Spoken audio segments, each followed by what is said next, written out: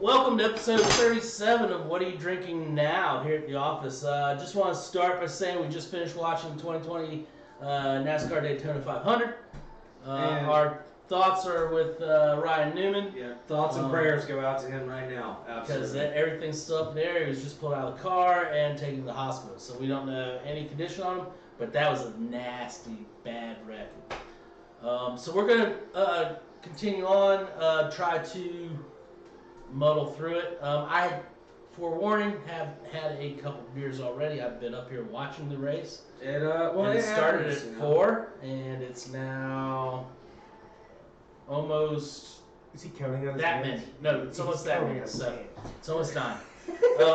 So yeah, I've had a couple, and not a whole 6-pack. The voice of reason. But he's not pulling a me, but he's...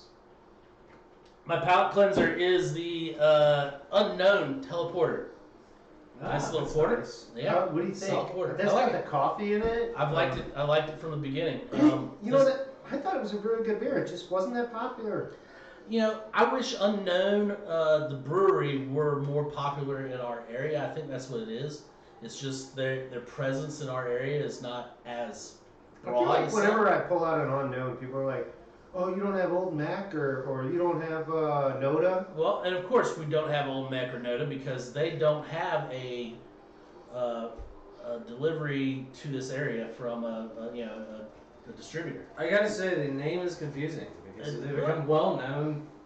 It would be Unknown as well. I get what you're saying. Yeah, you know, it's a whole thing. What's your palate cleanser over there? This is the Sexy Canoe. Aha, from Tarboro. Tarboro Brewing. Man, they really stepped up the label this year, huh? Well, you got to remember, last year we got it on draft. Yeah, so yeah. I guess I never saw it. I do love the label. It looks like something out of MS Paint. What's that? What's the joke? Cargo short, not the cargo shorts. The lumberjack underwear commercials.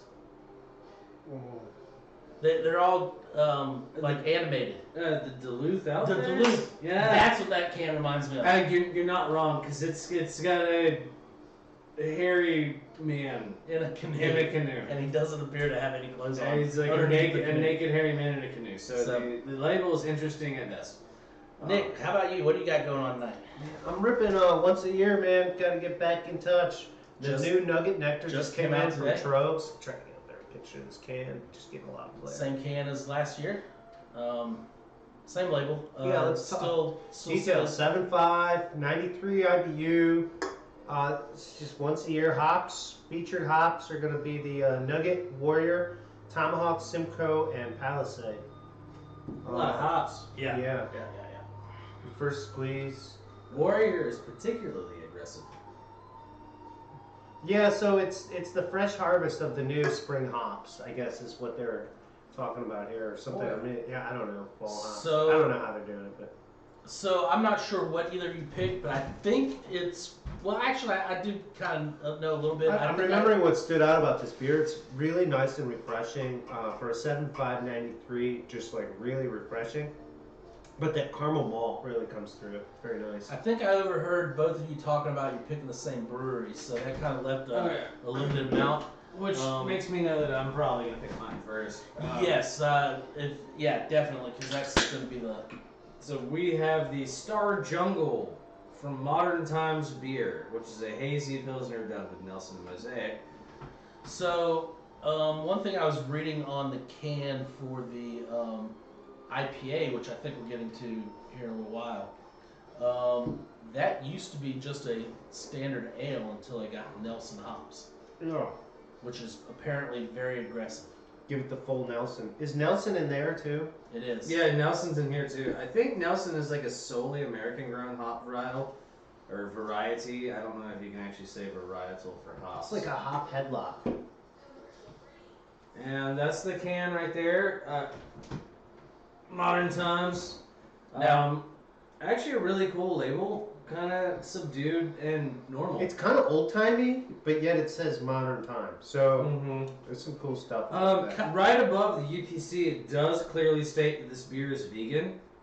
So grab one with your Impossible Whopper. I actually can't do that because there was that whole lawsuit about that not being vegan. But Ooh.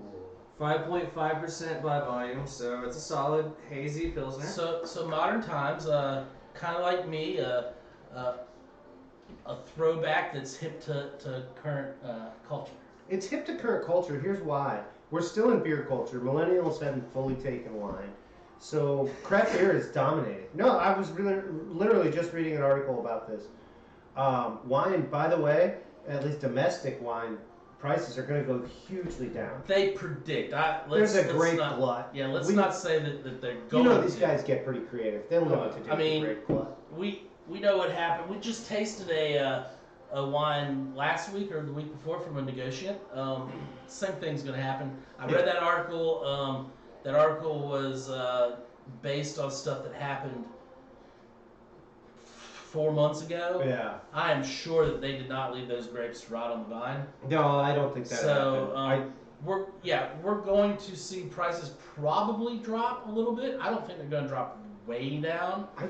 But I also think that we're going to see a few more negotiant wines come out. Yeah, I was about to say, I think you see more. I don't think that the full effect of the earthquakes was ever really revealed. I don't think wine companies wanted people to know the level of their losses. In California? Yeah. Paso and Lodi especially really took hits.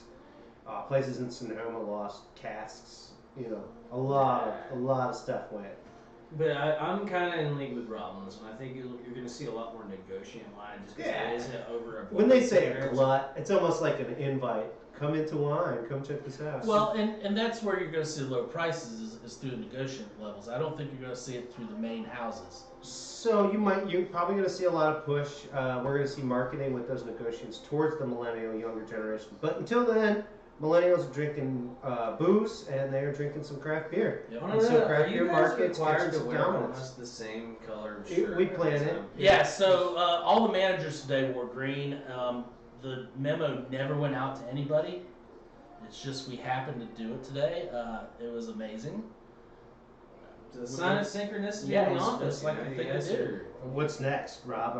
You guys are on the same page. So what's next is I'm getting a lot of hops on this. It smells like a New England IPA. It smells. This is the pills, right?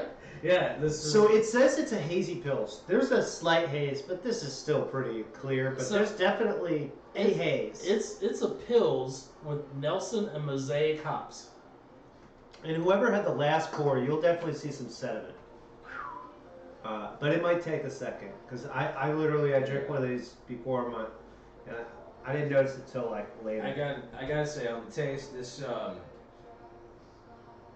it tastes like a session New England. Yeah, so you know those pilsners that are a little pinier, a little danker. This fits into that category. A while back, Victory did the Prima Pils. I feel like this is like a good follow-up on that, even a little better quality. So let's hit real quick. What is the difference between a Pilsner and an IPA? So a Pilsner is a lager, originating from Pilsen, Bavaria. Czech Republic yeah. would be how you say it now, but it used to be Czechoslovakia. It's the town of Pilsen. Okay. Where the Pilsners originated from. That's your Czech Pilsner. Okay. Bavaria started copying it. Bavarian Pilsners tend to be a little hoppier. The Czech Pilsners tend to be malt forward and all of that. Saaz hops, Noble hops, Hallertau, Munich. This doesn't taste like a Pilsner at all. Now, the lager aspect of it, clean taste, and the just generally lighter body I get, but there's so many hops in this, so much of a hop presence that it feels to me like a session IPL, I guess, India Pale Lager. Okay, and we've had a few of those in the shop. Yeah. And I can agree. There's definitely the hops that give me an IP something. I'm with Josh that I definitely thought this pushed genre, and as we talked about, the other beer has already jumped genre. Right. So it's possible that they're kind of getting beyond genre, but if they're really crafting a Pilsner, a lager style beer, and going with this hopped up format, borrowing from the Nipas with this haziness, I would like to give them a thumbs up. Like this is... This is awesome because it really showcases the actual flavor Do profile. you think of hops. the Nelson hops is pushing this? I have not had the most experience with Nelson hops in particular, but knowing there's Mosaic in here, I'm getting a good bit of Mosaic as well. So I'm going to assume that everything that doesn't taste like Mosaic is the Nelson, which is really nice. So this is really cool because it gives you almost like a clear palate to taste the individual hops themselves. And this is what Nelson hops taste like. I really like them. Get your nose on this thing. I know. That's what I said earlier. It's danky, it's grassy, it's musky, but it's also got the citrus aspect to it. All those things, yes. It's just a ridiculous hop profile. I really like this. And one other thing I'm going to say about this brewery that I do like, employee owned. It's not a commercially owned brewery. This is something that the employees put. They put all the care and love into each can. Oh, absolutely no. That's a huge. So it is a California product. It kind of brings me back to the heyday of when California was really at the peak of the craft brew market. In fact, you couldn't find craft beers that weren't. It has a heavy West Coast feel. So I'm just noticing that. Oh, Nelson Sauvin? That's what they're talking about. No, I'm familiar with Nelson Sauvin. I don't know, when it just says Nelson, I'm like, oh. No, but Sauvin, yeah, no, I know that. Those are really good hops. It's Grapey. Grapey. Yeah. Okay. Thank you. That's what I couldn't quite. It's there on the nose. If anyone in the Twitchverse or Twitterverse or YouTube want to correct me, I think Nelson Sauvin is a New Zealand hop. We lost. So yeah, even though this has IPA characteristics, I just have to say I'm kind of digging this. It is not as hop forward as a big IPA. It is crisp and clean, but there are hops in there. Yeah. The flavor of the hops are coming out, not the bitterness, which is really nice. Yeah. It's kind of like a clean palate to taste what the hops actually taste like. I really like this. Yeah, I like the finishing tone. There's like this little bit of a citrus next to that dankness. That's an easy. And there's a breadiness, just a Pilsner breadiness there. Like Josh said, it's really not malt driven, but the malts are there. They're nice crystal Pilsner malts. That's an easy. I don't want to say chugging beer, but I mean. It goes down pretty good. Drink. Yeah. It's definitely a good first rounder. I would like maybe a little bit more of a malt presence, but that's just my personal preference coming through. I can see that. I hear Josh on that. I did the crispness of it, and so I'm not pushing for more malts. And you'll see in this next one, they kind of do a little more of the caramel, so maybe this is where you'll find that hop hit. Blazing World, guys. This is more beer from modern times. Oops, This is called the Blazing So- World Crikey, Josh! 4.8 out of IPA. 5.2, would you say? Oh, this is interesting, Josh. You were asking about malts. Not only does this feature Nelson, Simcoe, and Mosaic, but this actually has two-row, classic, Munich, classic, but Midnight Wheat. So That you must got that be- little bit of the darker wheat. Maybe that's where they're getting that caramel tone. I thought it was Cara Munich. Well, Munich's gonna give you that rich, like reddish. Uh-huh. Like, By the way, guys, I may or may not drink slightly too much beer. You may or may not. Yeah. no, this is two not beers. as red as I was remembering, which is kind of groovy, actually. I dig that, because next to the Nugget Nectar, which is truly like an amber IPA. It do, man, if it do. Interesting. So, I'm not getting as much hops on this one on the nose as I did on the Pilsner. A lot more of the malts coming through on this. But I'm getting more, I think you said caramel earlier. yeah, so you're getting a Yeah, lot more. I was lot remembering more caramel. malt on the nose. I'm not seeing it, but I was remembering it on the palate. Definitely, just the taste note on the can describes some nice stickiness, and then IPA loaded up with intemperate quantities of hops. But then once they get through saying that, the fruitiest, dankest, sweetest that money can buy, they basically go right back to say it's pleasingly dry character, light bready malt backbone, it, creating a magnificent platform. And so I think Josh really picked up on something that they probably did what people were asking from the Pilsner and stuff. Give me something a little breadier, a little maltier. The hops is coming through more on the palate than on the It's the top fermentation that's giving you that sweeter almost aroma, Oh, yeah. So when you have that top fermentation, you get a lot more of the phenolic and the esters. Because the oxidization, right, literally going on right amongst the...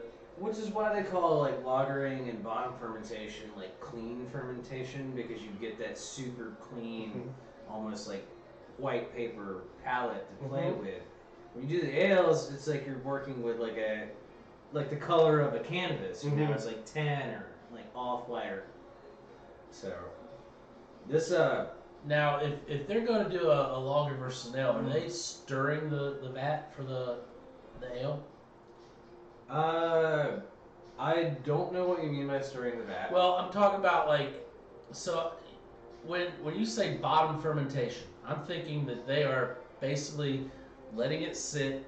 They're concentrating on the lower. It's not even what they choose to do. They're pulling from the bottom, but then if they're looking at the top, they're kind of trying to make based on sure. temperature. Okay, based on that's an temperature. honestly good question. So now we're in Beer 101. So there are two main forms of yeast. It's all Saccharomyces is like the technical name for beer yeast. So ale yeast is what you call a top fermenting yeast that works at warmer temperatures, and that's when you get like the massive bubbling on top, and it ferments at the top of the liquid and convects down.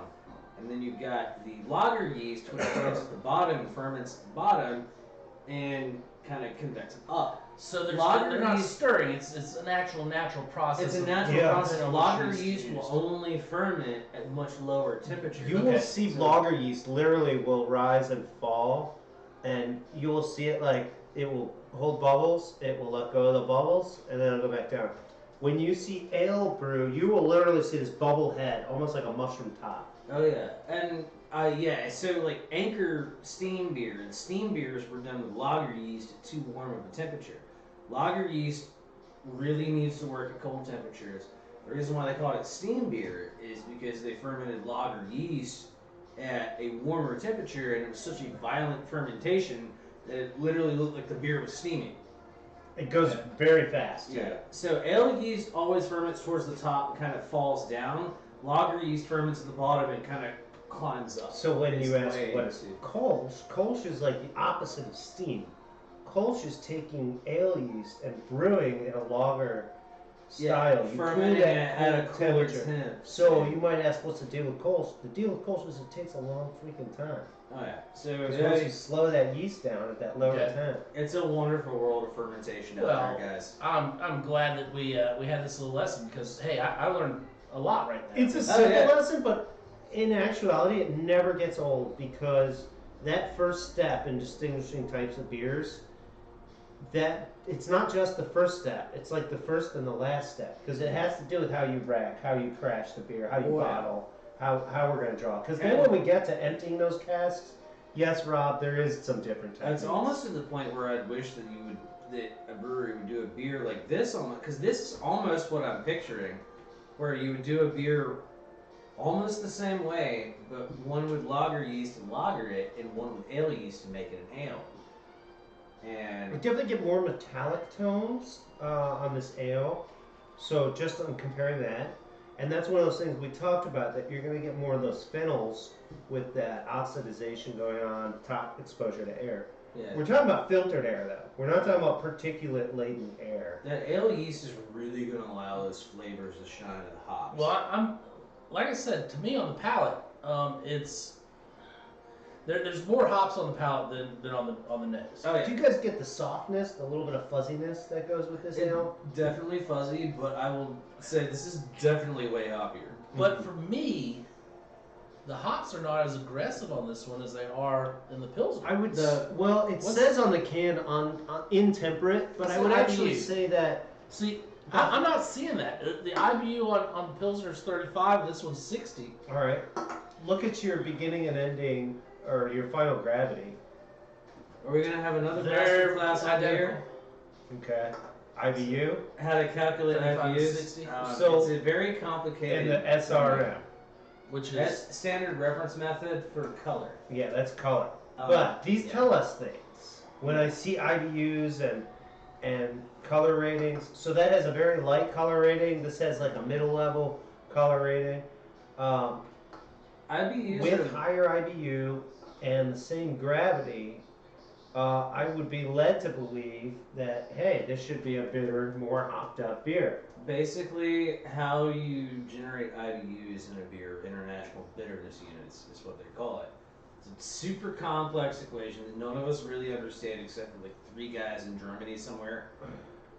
It tops at 100. However, you can go over 100. You can go over 100, but your palate cannot physically taste more than 100 IBUs because it's just super bitter at that point.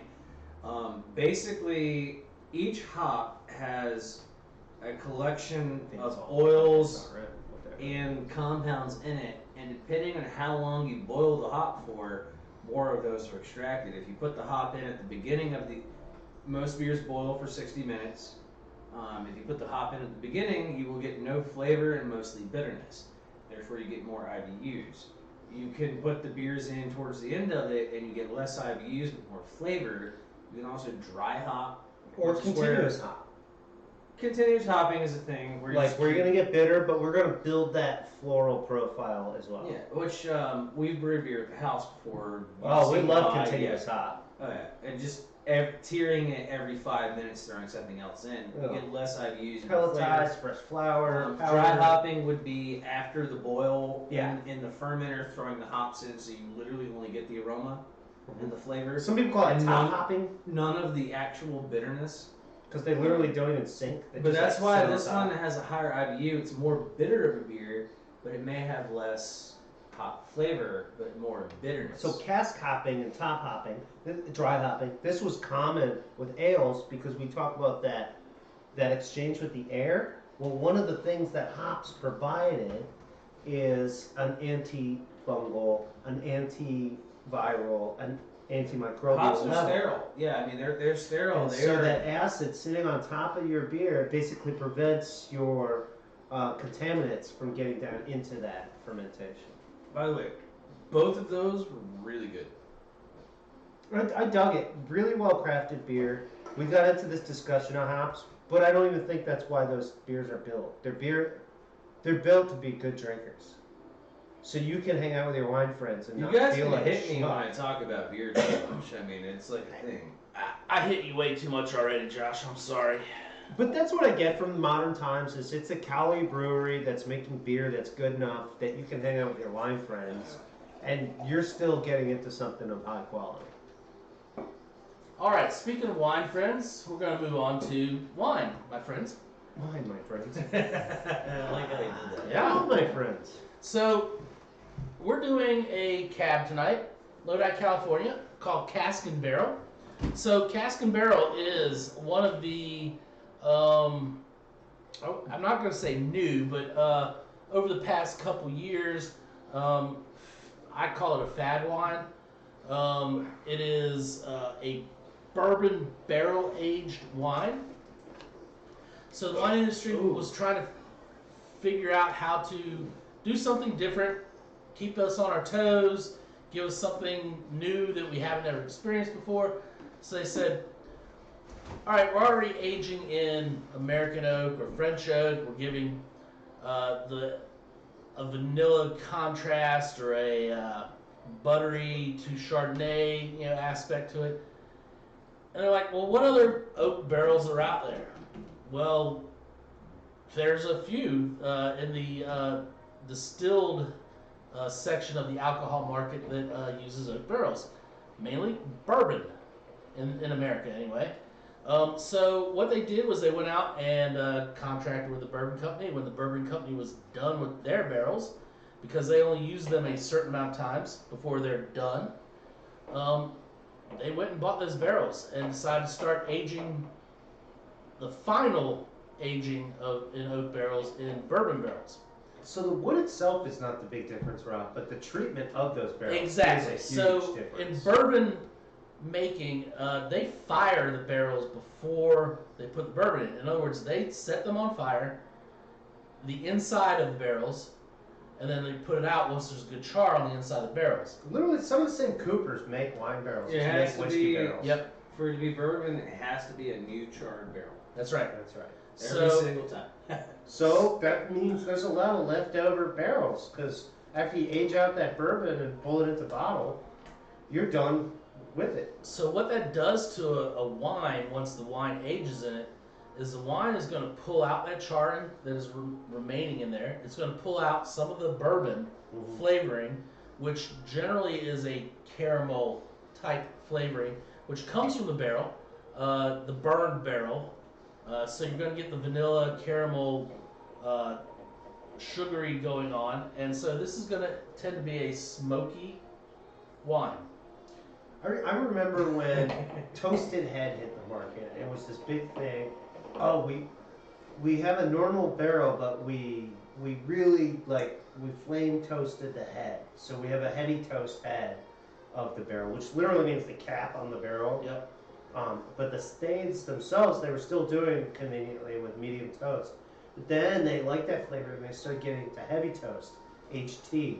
Josh and I have seen this in the warehouse. Barrels will literally say light toast, MT, medium toast, HT, heavy toast, Not to TH, mention toasted head. Not to mention the rabbit hole you go into when you're going into American oak versus French oak versus Hungarian oak. Yeah, That's true. and Which- neutral oak, which is new. Any of the above after it's been used more than 5 times, Yeah. and then so the go down the rabbit hole. Yeah. Yeah, definitely. Yeah, check it out. Yeah. I've even heard about guys who are taking like shelf whiskey, shelf wines, putting it in their own mini barrels, Oh, yeah. and doing like bookshelf aging, basically. Not to mention you So can pick up the corkscrew like wood pieces, oh dude. So there are other oak barrels that they're Remember when we aging in shaved other the than stains bourbon. into the Brett?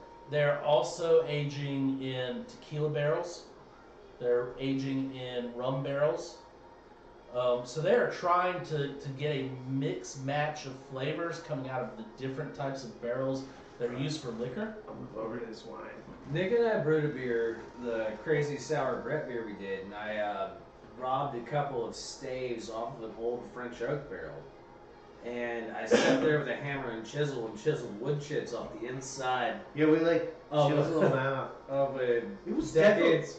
One of my favorite parts of that was looking at how the character of the wood. You could literally see how each time the barrel had been used, how far that wine got into the wood. The layers, man. It's like That it's, was- it's like the rings on a tree, dude. When you cut open a stave on a barrel, it's like ridiculous. So on the nose, for me, Oh my god! Wow. Campfire. I'm picking up a light smoke. So yeah, a campfire where you're outside, the smoke is getting away, but you're still getting smoke. Yeah, you're not like at the campfire, but you might be probably 20, 30 feet But away I'm from it. also getting a little bit of that caramel on the I nose. get caramel, but I also still got like vanilla. Some of those classic. I get a little bit of the vanilla, but it's more of like a bourbon vanilla than Yeah, like a traditional absolutely. vanilla. Like it's more of like the. That weird cherry vanilla. I get the scent of bourbon off of this. I can do. smell the bourbon. Dude, not the booziness, just the bourbon. The actual scent. The wine of is a bourbon. tall wine. I will say, I almost want to ask Ron, is this like a 14 pointer? Or... Might not say. 14.8. Oh, so almost 15. Yeah, this is big. So here's the thing. It's big, but on the palate, it's not big. No, it's not hitting me. Booze on the It's- nose and It's not big body wise, but it is relative. I'd say it's big flavor wise. This is not a big teeth sucker wine. It's not. smooth. It is very smooth. Smooth on the front, yeah. It's got a lot of People who don't like tartness in wine, this is a great wine to try. The There's vanilla, nothing tart the about vanilla comes out on the palate. Also, definitely. corn. The corn comes out Just because the bourbon, one of the trademark you mean like aspects the of sour bourbon- mash aspect? No, just like the sweetness of the corn comes out just a hair. on the palate. Like you can taste the bourbon. We call it Just sour a- mash, but just a bit. we all know that sour mash actually would probably taste quite Sour sweet. mash is just using the same starter. It's like sourdough. Okay, so I'm not quite getting that corn. For me, the sweetness is more vanilla, more caramel, and I'm definitely getting more burnt wood. There's a lot of burnt wood. When I'm saying But there's corn, a lot of fruit there. I'm only talking about corn Yeah. from the perspective of bourbon. I understand what you're talking about, but I thought this was going to be way more like torchy, way more flamey, but I'm just not getting so that. we had a Zinfandel last year. That was also right. bourbon barrel. Was that the Block and Chain or whatever? No, that was the that one was like super. 1,000 horses or something like that. I can't remember what it was, Oh. but that was super smoky, palate and smoky's nose. in. This does have the smoke to it, but it's gradual. It's not overpowering. It's on the aftertaste. It really is. Yeah, I think it's less about tasting the barrel in here as much as see what this barrel has done to this wine. It's taken some of these classic characteristics that, quite honestly, I think have been turnoffs to a lot of wine people. When I talk about there's just no tartness, some people, that tartness, they're like, I can't drink that vinegar. And I'm like, oh, that's how this wine is. So But this doesn't have any of that. this is a red wine that you're going to be able to give to somebody who just cannot stand the tannins in a red wine. There are tannins there. Don't get me wrong. But they're right, just barely there. But the sweetness of the fruit comes through. Yeah. There's a bourbon lot barrel. of blackberry in Definitely a there. little burn. There's a lot of blackberry in there. Oh, absolutely, man. This is like a ripe bramble in the backyard, right there on the chicken wire. Yeah, you can't get to them maybe before the some birds are blueberry pecking them, so it's just there's a lot of red dark fruit there, Mm-hmm. but the tannin structure is so low because I believe it's because we're picking up a lot of the vanillin Yeah, from the barrels. because you got that new American oak right there, and it's heavy vanilla. And I think this is going to be a red wine that you can sell to people the ladies who just like sweet wines. If I was wanting to get into red wines and I've only had sweet stuff, this could be a good one. This and some Spanish and some other things might be good to help break me in. I definitely have had some people order this who love wine. They're drinking wine with somebody who's not a huge wine drinker, and they say, "Hey, just try this. Just give it a shot." Which is hilarious because this is not actually sweet. No, it's sweet. No, but it's you sweet have the way the bourbon fruit. tastes sweet. Yeah, you have the fruit taste, and that's one of the craziest misconceptions. Is like, I only like sweet stuff. It's like, do you? Yeah. Because a lot of people like fruit flavors in it's most things. It's not the cloyingly sweet of Moscato. My first I wouldn't real call wine this taste- like 100% dry, but this is definitely drier than sweet. But like the fruit tones come out so much that it would almost make you feel like it's sweet. The first I time agree. I had a chance to taste wine, I really was able to. The person who was sharing that tasting with me really got me to break down that distinction and understand that I have a craving for sweet, but my palate enjoys fruit. Yeah. So yeah, we're looking at sweet. To me, a sweet wine is going to that cloyingly sweet, like Almost you're gets tasting annoying. sugar. Yeah. Yeah. You're talking Remember like that bottle we had? We couldn't even finish. talking like a Tokai or a Sauternes or something like that. But at the same time, this is a fruit sweet. This is getting the juice of the fruit, and so I think this is a solid entry. If you're really trying to get into red wine and you just haven't found one you like, this is a great one. I feel like There are a lot of this is cans an there. open door. Okay, so Pinot didn't get me in the door to red wine.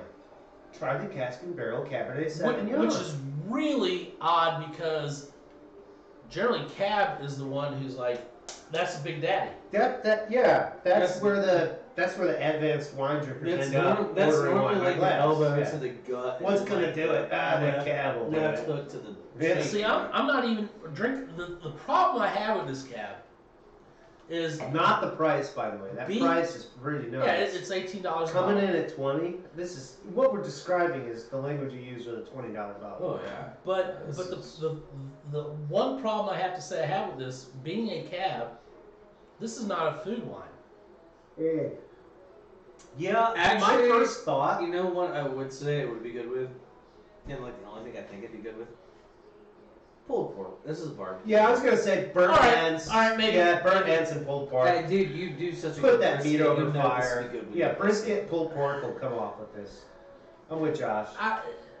But the Some problem I charge have is with the brisket is there's so much salt in it. I don't think this is gonna balance the salt out. I didn't think about the salt with that.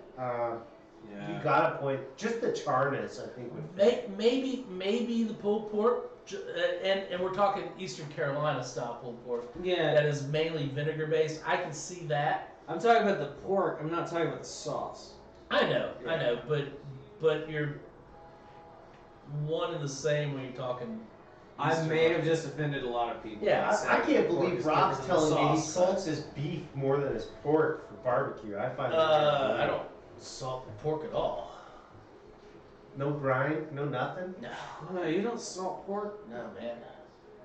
Only salt's in the sauce if you need it. No. So beef is a Dalmatian spice. It's half salt, half pepper.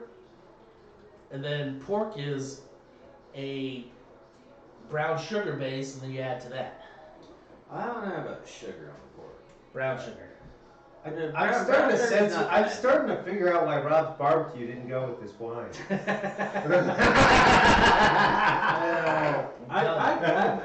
I've got my own little spice blend for pulled pork. Yeah, I'm All pretty right. sure Josh and I could come up with some burnt ends and Boston butt not that would with go pulled great pork. with this wine. The burnt ends are strictly That's beef. That's whole hog. Burnt ends are whole hog. no. dude. Burnt ends have nothing to do with hog. Beef. Burnt ends are the part of the brisket off the cap.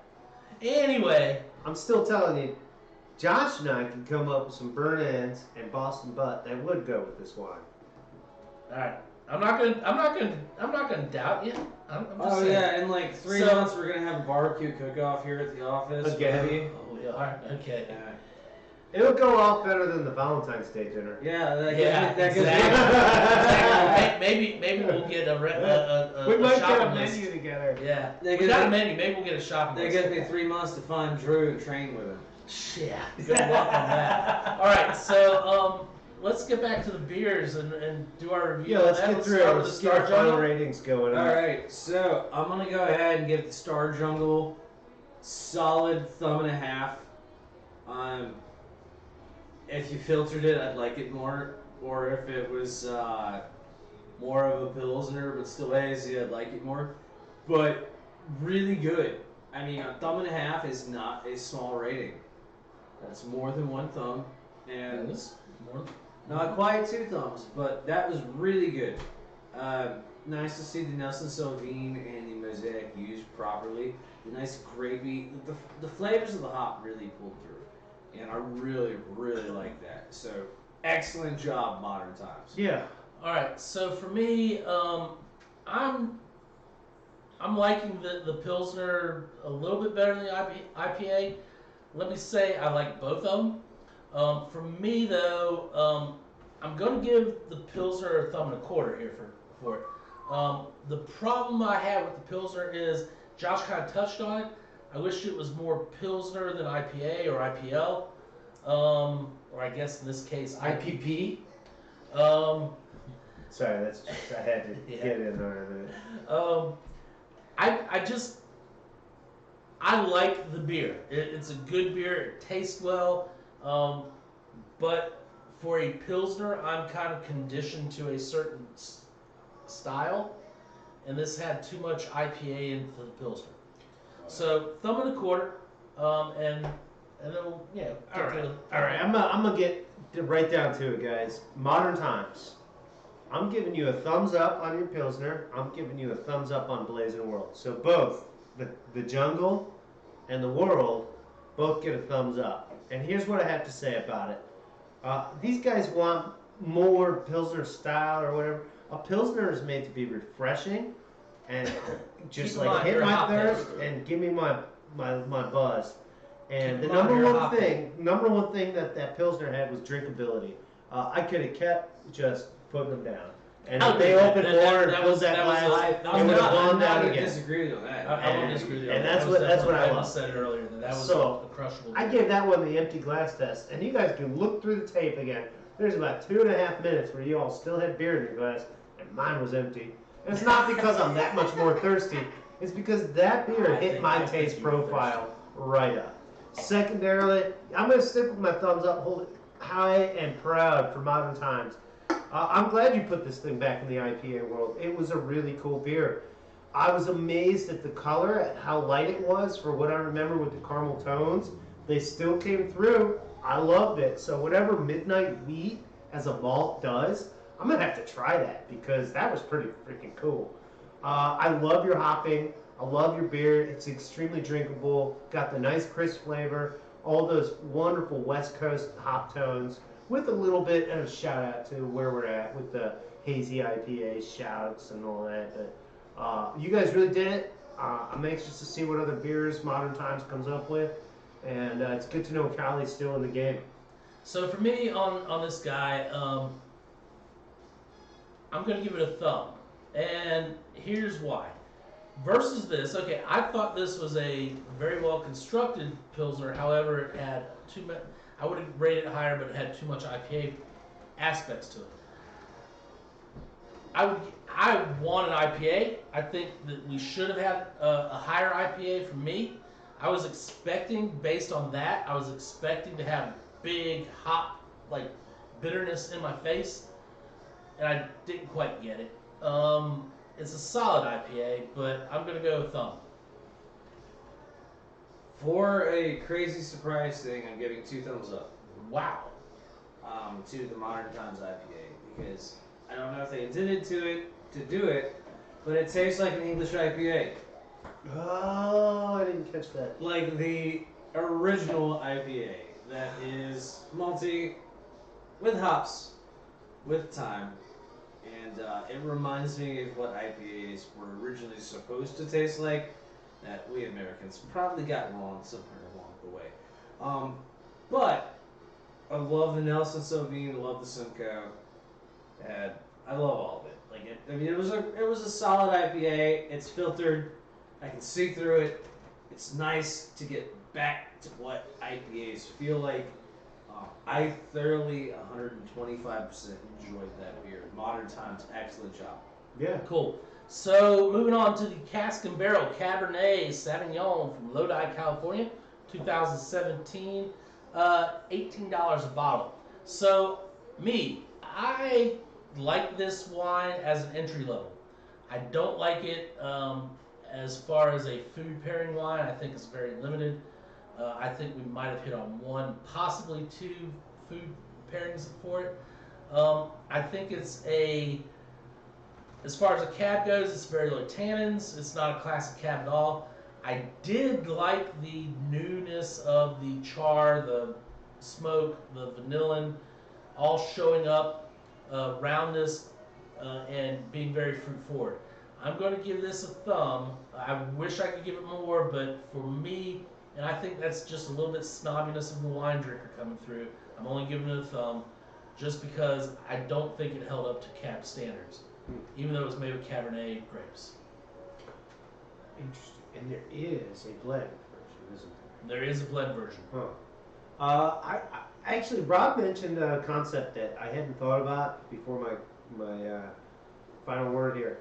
Final word is yes, a thumbs up. I'm with Rob on the fact that this is a great window into wines.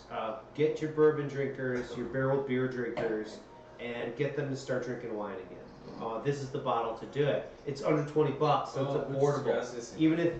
Even if it's like a gentle mistake and you realize you don't like this, it's less than $20. It's an easy go. However, I am with Rob on this. The first feeling I had when I palated my first sip on this wine was, wow, good thing I already had 2 full IPAs and I ate some nachos before tonight's program. Because I don't know, I really don't like what doesn't pair with barbecue. Honestly, like barbecue's the food you can just keep eating. Like, so comparing a wine that fits with barbecue, honestly, who gives a crap? So with this wine, You know what doesn't pair with barbecue? more barbecue. No, B&B, Brandy and Benedictine. Yeah, breakfast. Okay. My point being, if I have to dig into barbecue to find a food to pair with this, I'm probably just getting back down to the charness, which gets me into this thing that Rob brought up, which is we associate fire and char with old flavors so often, but this is one of these wines where they've charred these barrels, and they probably, honestly, the way it tastes, they probably did a rechar after they got them from the bourbon, and that might even be part of what the bourbon barrel distributor is selling, is a neutralized barrel. It's new flavor. It doesn't taste old. It reveals fruit tones in this grape that are grapey, that are not muddled up in these sours and bitters. These guys were talking about fresh red fruit and black fruit, which is all the things we love in wine. So this flame technique reveals basically the basic elements of the wine. So yeah, it is kind of a basic door into wine, isn't it? Yep, I agree. So you said one thumb? One thumb. I'm giving it a thumbs up. Josh? Alright, so I can't give this more than a thumb out of 2, which is another surprise. I love bourbon and I love wine, but cab should be put in a proper barrel, not a bourbon barrel. But I like it in a bourbon barrel, and this is something I would drink on a regular daily basis, just as drinking wine. But I can't see pairing with food. I can't see cracking this bottle open as a special thing with friends. I hate to interrupt, but is it that it's lacking that true cab finish? This is not. For me, it is. It's not a proper cab, and I know there are a slew of wineries out there doing cabs. They're great. They aren't proper cabs, but this is not what I want from a cab. Is a better way to put it. It does Good not wine, have, it's a good wine, but it does not have the This is cab delicious, but it's not what I want. tannic finish. But it's awesome, and I drink the crap out of this stuff. You guys know that. I bought my fair share of bottles of this. This is a great day-to-day, like, oh, have you had this before, wine? Or It's just, not bad sitting out on the porch and watching the sun go down. It's really not. But this is not something that I would shelter or, like, grab and be... You're not going to age it. I'm not going to say grab and be proud of, but I'm not going to, like, save this for a special moment and whip it out. Oh no, bottle aging is not doing anything that the barrel hasn't already. Exactly. The barrel has skipped everything. This is definitely a drink now wine. I don't think it's going to age in the bottle any. It skipped the sacred aging, Yeah. basically. It jumped through the It's flame delicious. circle. Don't get me wrong. This is awesome. All right. So I think that kind of wraps us up here. Yep. We are episode 37 finishing up. We'd like for you to like, comment, and subscribe below in the YouTube. Rob is Batman. Joining us in what? Yeah. Joining us on Twitch if you can. Please figure that out. It appears that a lot of our regular people don't know Twitch, but they'll watch us on YouTube, replay. which is why you like, comment, and subscribe. And- That's right. And We're again- filmed in front of a live virtual audience. And again, we just want to say our thoughts are out with Ryan Newman. Which, by the way, that if you send your comments to us at least 3 times, we will take a picture of you and post it on the wall so that we feel like you're here. Okay, that's a Josh link. So you guys have a good night. We'll see you next week. And that's episode 37. Have a good one. Cheers.